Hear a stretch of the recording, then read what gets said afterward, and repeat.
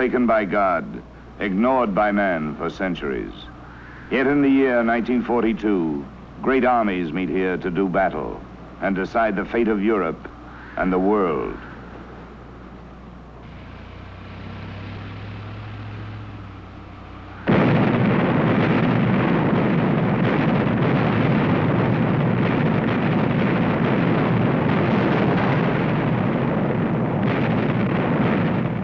Bernard Montgomery clashes with Field Marshal Erwin Rommel at El Alamein. This is a story of men in crisis.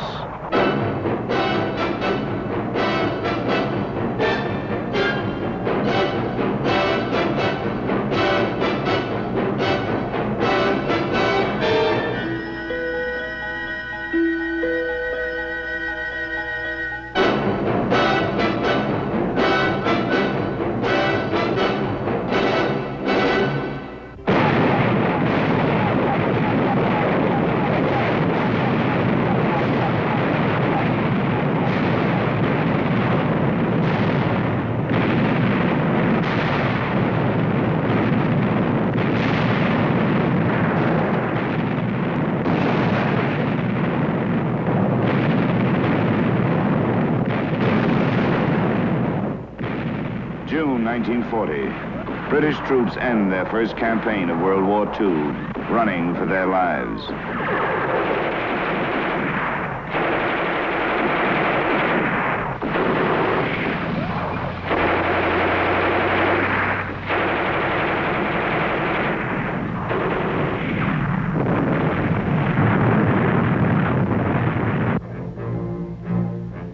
Reforming his troops in England, Bernard Montgomery is determined that he shall never again retreat before Hitler's armies. Montgomery is a stern and Spartan officer, respected for his ability, feared for his quick temper, disliked by some for his self-confidence, which can border on arrogance.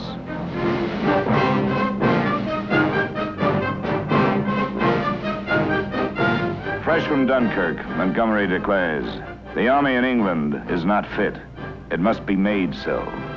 Every man under Montgomery's command, even the cooks and office workers, are subject to rigorous and highly realistic battle training.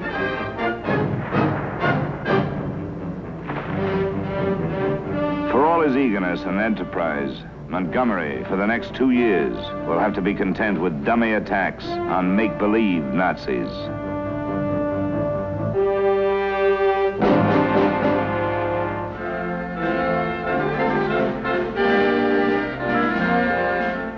In the deserts of North Africa, a small English striking force scores the first British success of the war. Challenging a much larger Italian army, the British run rampant through Mussolini's African empire. The Italian war effort is a masterpiece of blundering confusion. More than 130,000 Italian troops are taken prisoner. A joking rumor circulates among the British that all this is part of a sinister plot to conquer England by colonization.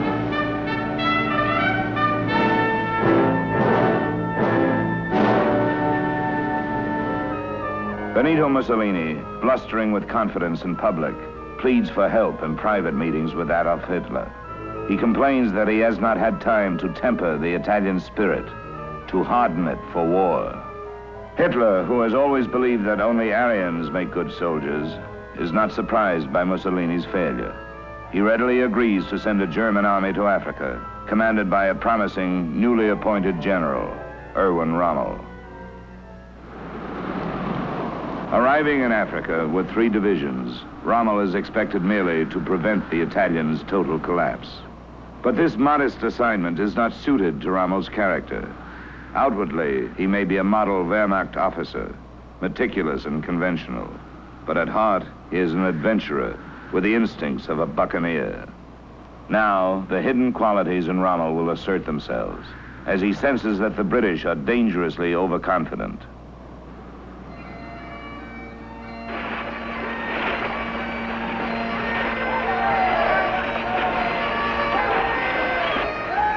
March 31st, 1941. Although aware that Rommel has arrived in Africa, the British are certain it will be months before he will attack.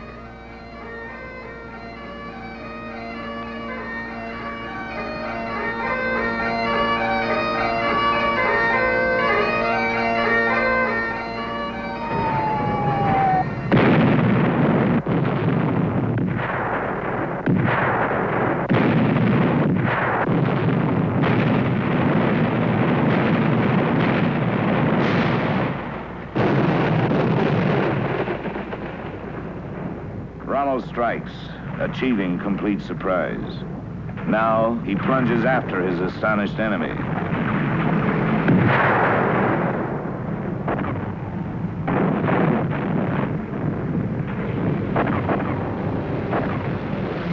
With audacity and daring, Rommel wins his first desert skirmish. He decides to press his luck and attacks again.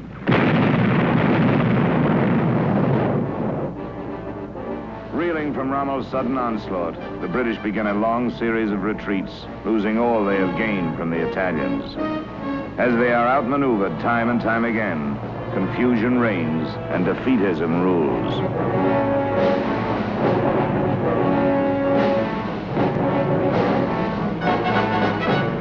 In this desert campaign, Erwin Rommel proves a consummate master of mobile warfare.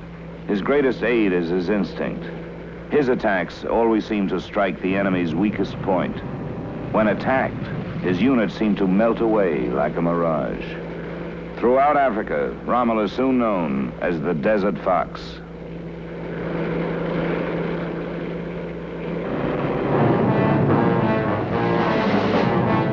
In June 1942, Rommel takes Tobruk, sweeping up 30,000 British prisoners with a force of less than 15,000 men.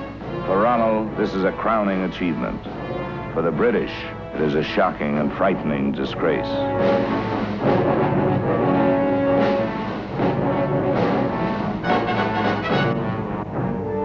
Cairo is now in Rommel's reach, and beyond, the Suez Canal and the vital oil fields of the Persian Gulf. Between Rommel and this glittering prize stands General Claude Auchinleck, Supreme British Commander in the Middle East. From Cairo, Auchinleck rushes 150 miles westward to El Alamein, a minor rail depot. Here, he will make the last desperate attempt to stop Rommel from taking Cairo. Relieving his field commander, Auchinleck struggles to create a fighting force out of the scattered units streaming in from Tobruk.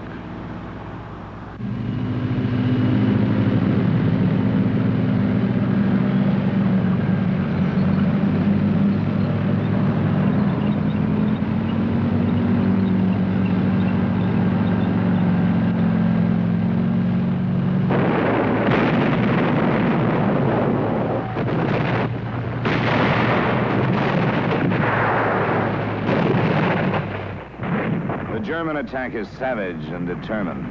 Rommel is weary, exhausted by the desert sun. Beyond the British line, he knows, lies the cool green valley of the Nile. He wants victory as he has never wanted it before. The British, for the first time, match Rommel's tactics, meeting each thrust, calling each bluff, countering in strength. They are playing Rommel's game with a master hand.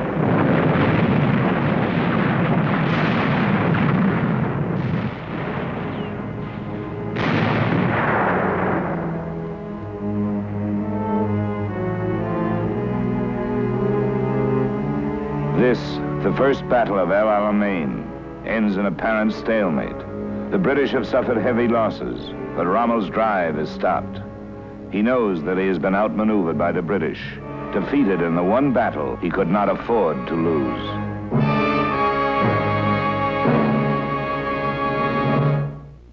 Soon after the fall of Tobruk, Rommel visits Berlin. Privately, he knows that his defeat at El Alamein is a grave setback. But at Goebbels' request, he states publicly that he will take Cairo within 2 months. Rommel, seriously ill and profoundly pessimistic, tells the facts to Hitler. Without massive reinforcements, he says, the desert war will certainly be lost. In London, however, fear of Rommel is intense. Auchinleck's battle at El Alamein is considered a standoff.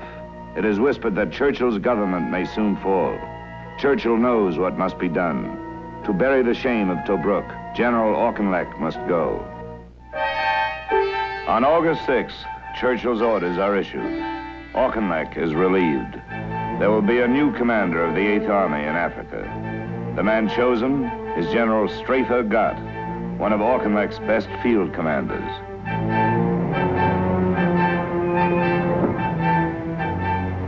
Summoned by Churchill, Gott leaves the front for Cairo. Seasoned in desert warfare, beloved by his men, Gott seems ideal for high command. But in less than an hour, Gott will die when his plane is shot down by Nazi interceptors.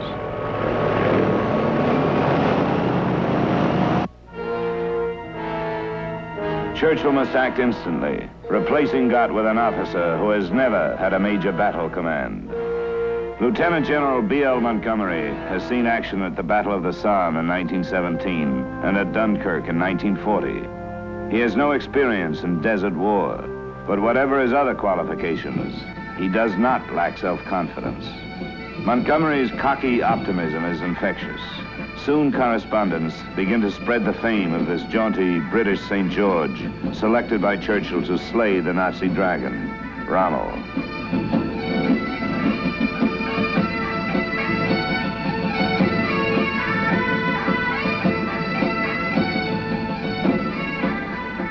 Churchill is lavish in his support of Montgomery, sending 1,000 new tanks, hundreds of planes, more ammunition and supplies in weeks than Rommel has received in a full year of fighting.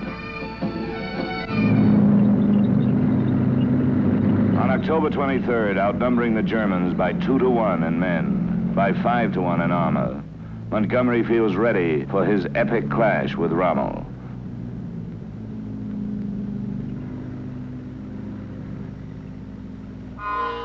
At this moment, Rommel is 1,000 miles away in Germany. After a serious illness, he is convalescing in a military hospital. And so far as Rommel is concerned, he has already been defeated 3 months ago by Auchinleck.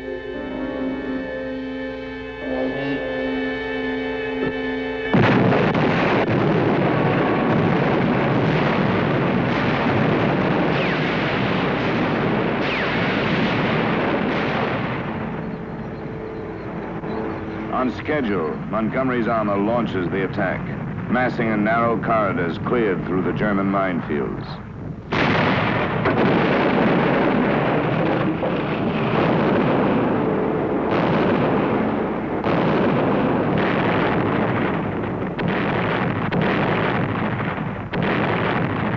Within 48 hours, Montgomery's assault is a shambles. Pinned down in the narrow attack lanes, his striking force is ravaged by German artillery. Objectives which were to be reached in the first 12 hours of battle are still unattained. A skillful counterattack now could completely demolish Montgomery's offensive. But the German high command is at this moment floundering in confusion. Word is sent to Hitler. The commander of German forces at El Alamein has dropped dead on the field of battle from a heart attack. An anxious Hitler can think of only one remedy. He will order his miracle man Rommel to leave his hospital bed and rush to the front at El Alamein. The battle is 3 days old when Rommel arrives in Egypt. To meet Montgomery, he has fewer than 400 tanks, and only 30 of these can match the British in size and firepower. Yet there remains a slim chance that Rommel's tactical genius can redress the balance, stem Montgomery's attack.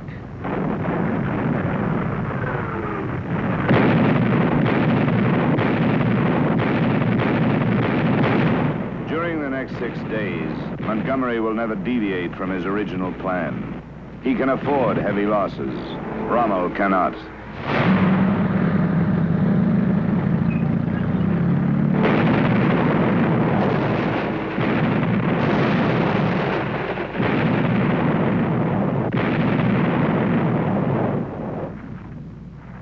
Rommel's gasoline supplies are almost exhausted.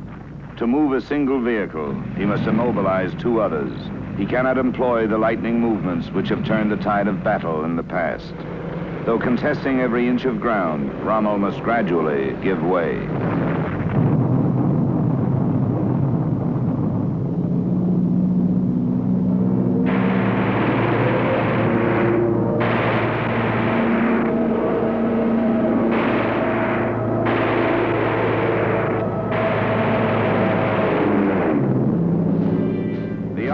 Total control of the air is, in the end, a decisive factor. Dozens of Rommel's tanks are destroyed before they can go into combat. By attrition, by sheer weight of numbers, Rommel has lost the Battle of El Alamein. Rommel has been swept to the gates of Cairo by a strange alchemy of fate and his own genius. Now, short of supplies, racked by illness, the Desert Fox finds that fortune has suddenly run out. As Montgomery's army mops up the field of battle, every church bell in England is rung to signal a victory on the scale of Blenheim or Waterloo. But the grim statistics of battle will cause historians to question the victory of El Alamein. In all, only 2,000 Italians and Germans have died in the battle. The British, in routing an army less than half their strength, have lost 4,600 men and more tanks than the Germans had when the battle began.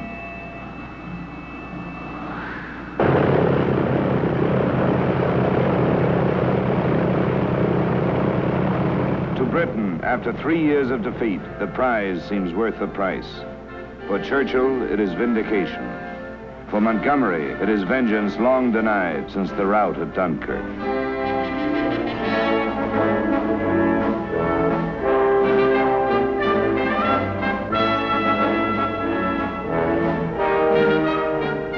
After El Alamein, Montgomery will be virtually unopposed in Africa, pursuing Rommel swiftly westward, taking Matruh, Tobruk, Benghazi, El Aguila, and finally, Rommel's base at Tripoli. A soldier's reputation is proportionate to the stature of his fallen enemies. And so it is that Montgomery's name rings out from Africa with all the authority, with all the dread mystique that once belonged to Erwin Rommel.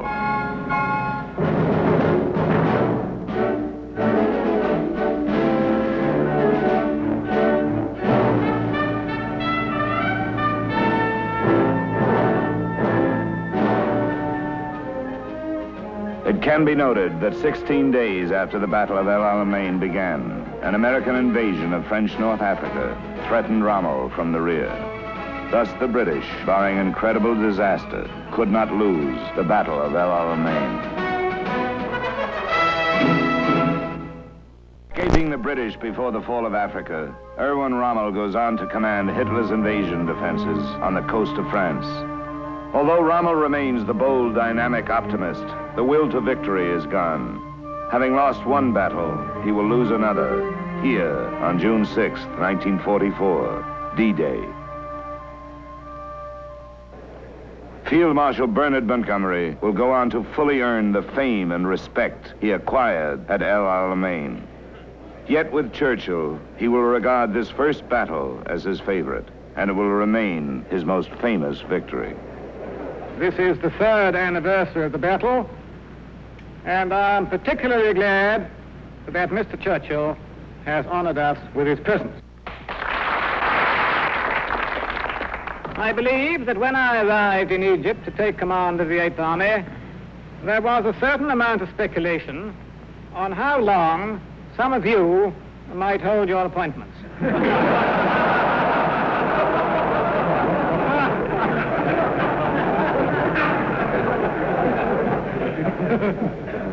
And I believe there was rather more speculation on how long I might hold mine.